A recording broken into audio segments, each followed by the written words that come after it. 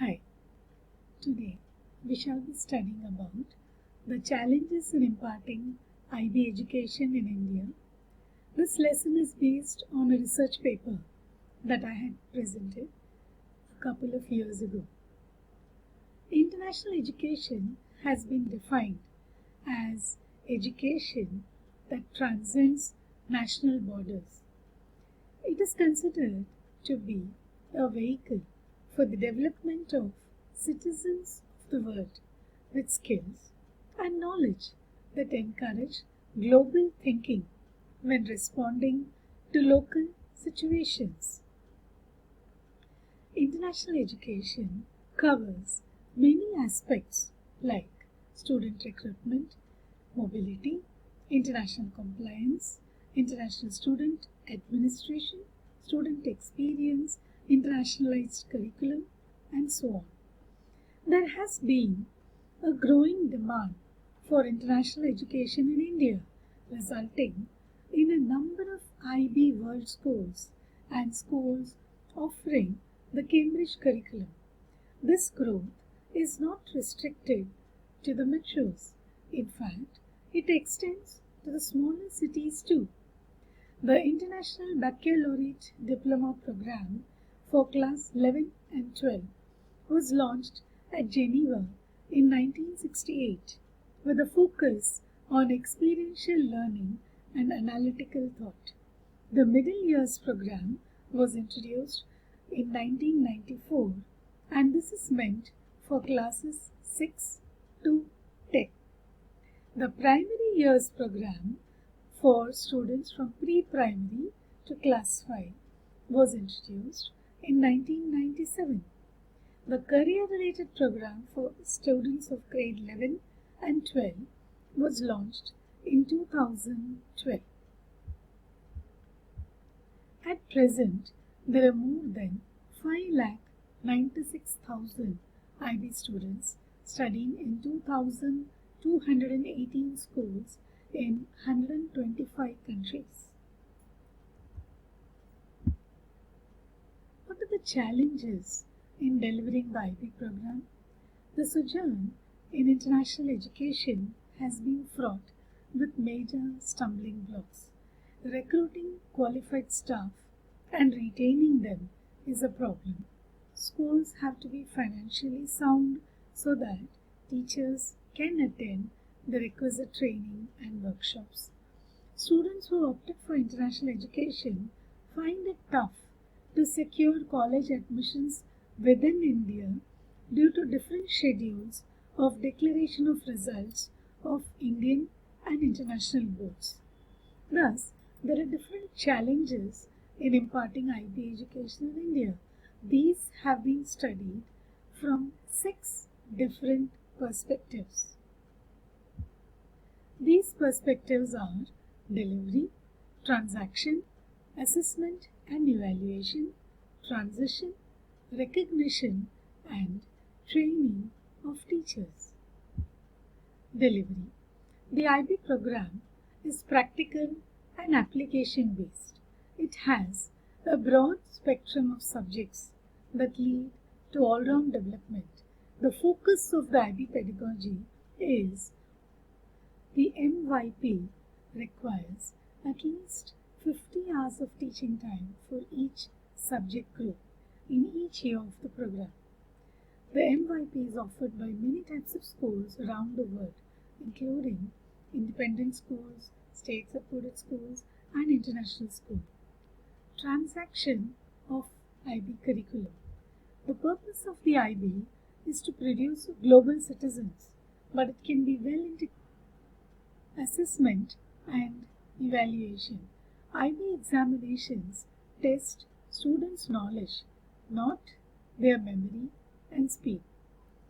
In the final year of the program, optional MYP e-assessment provides IB validated grades based on examinations and coursework.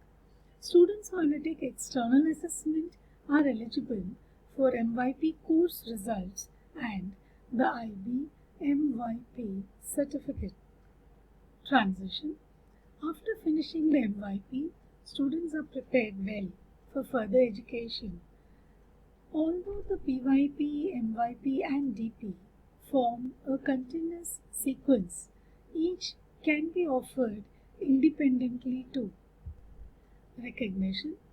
The rigor and high standards of the IBDP ensure that colleges and universities around the world recognize the IB diploma as a superior academic program and a strong university entry credential.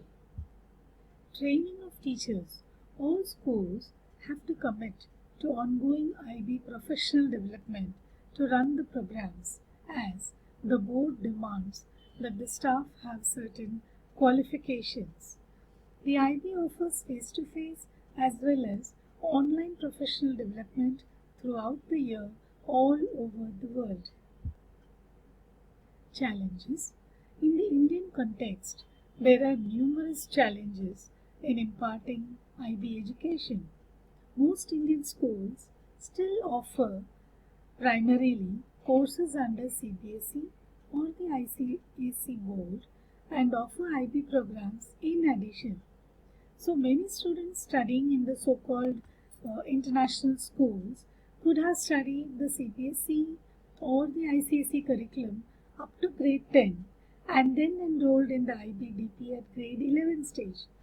So the number of schools that have the IB program right from the beginning are very few compared to those that offer it at the higher secondary level.